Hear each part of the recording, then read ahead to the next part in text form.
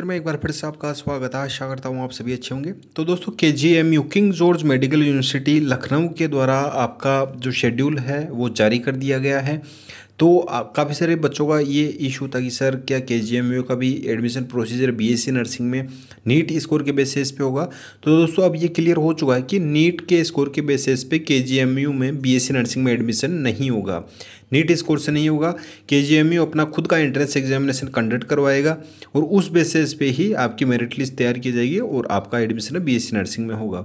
तो इसमें दोस्तों इनके द्वारा शेड्यूल है वो जारी कर दिया गया। आप यहाँ पे इनकी ऑफिशियल वेबसाइट पे भी देख सकते हैं। Tentative schedule of various entrance examination to be conducted by the university in the months of May और अगस्त। तो आपका मई में और अगस्त में आपका जो एंट्रेंस एग्जामिनेशन है वो कंडक्ट करवाया जाएगा। तो इसका सभी कोर्सेज जो एंट्रेंस एग्जामिनेशन होने वाले हैं उनका शेड्यूल है वो आपका जारी कर दिया गया है। तो यहाँ पे आप देख सकते हैं जो आपका शेड्यूल है उसके बारे में।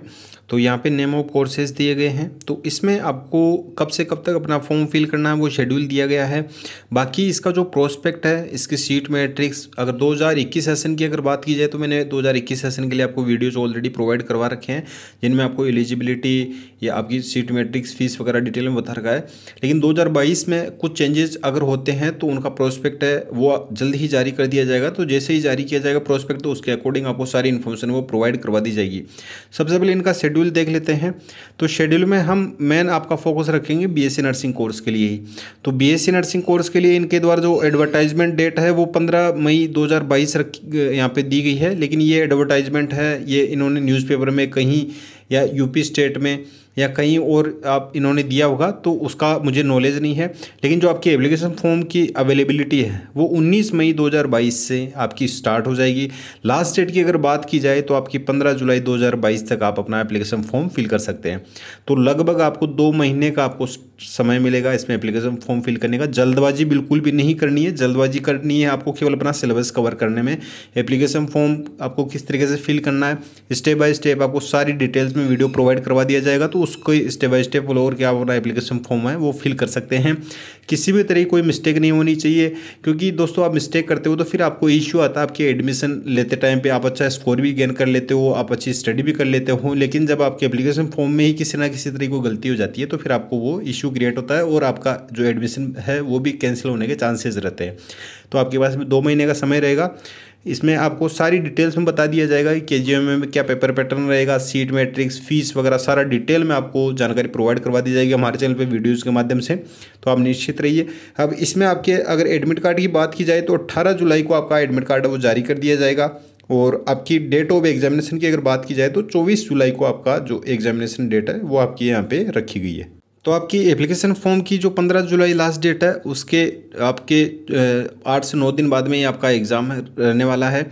और इसमें आपका एग्ज़ाम है वो आपका सिलेबस इसमें फिजिक्स केमिस्ट्री और बायोलॉजी है तो ये तो मोस्टली आपका आता ही है। इसमें नर्सिंग एप्टीट्यूड का भी आपका पूछा जाएगा।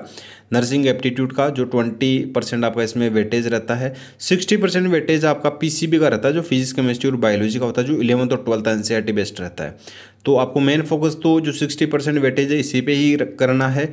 और बाकी आपका जो नर्सिंग एप्टीट्यूड का होता है 20% वेटेज उसका होता है। और बाकी आपका जो जीके का पोर्शन होता है तो वो आपका 20% का पोर्शन उसमें जीके या इंग्लिश होता है वो 20% का। इस तरह से आपका 100% वेटेज इसमें आपका 5 सब्जेक्ट में या 5 पार्ट में डिवाइड किया गया है।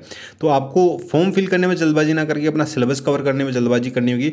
तो दोस्तों अपना सिलेबस किस तरीके से कवर करें, तो जो 60% वेटेज आपका फिजिक्स केमिस्ट्री और बायोलॉजी का वो आप थ्योरी के साथ साथ में अपनी ऑब्जेक्टिव जो क्वेश्चंस हैं चैप्टर वाइज आप उन पे फोकस करें। तो आप इस बेसिस पे आप 60 डेज़ का समय है अपना एक शेड्यूल बना के आप अच्छे से फॉलो करेंगे तो आप ऑलमोस्ट अपना 11th और 12th एनसीईआरटी बेस्ड जो सिलेबस है वो कवर कर पाने में आप सक्षम रहेंगे।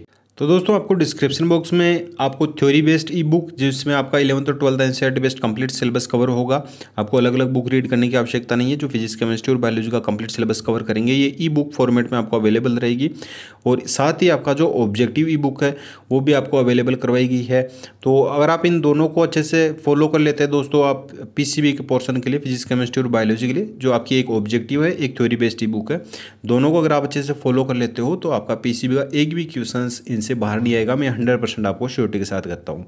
इसके अलावा बाकी का आपका जो नर्सिंग एप्टीट्यूड का है उसकी भी आपको जो प्रिपरेशन है हो सकता है अगर समय मिला तो मैं आपको वीडियोज़ के माध्यम से करवा दूंगा। जो जीके और इंग्लिश की है, इंग्लिश ग्रामर आपकी पूछी जाती है, तो इंग्लिश का आपको जो ई बुक है वो आपको डिस्क्रिप्शन बॉक्स में लिंक के माध्यम से प्रोवाइड की गई है, तो आप ये ज़रूर अवेल करें और अपना सिलेक्शन है वो आप सुनिश्चित करें। कंपटीशन के इस दौर में आपको अपना अलग हट के वे बनाना है और स्मार्टनेस के साथ में स्टडी करनी है।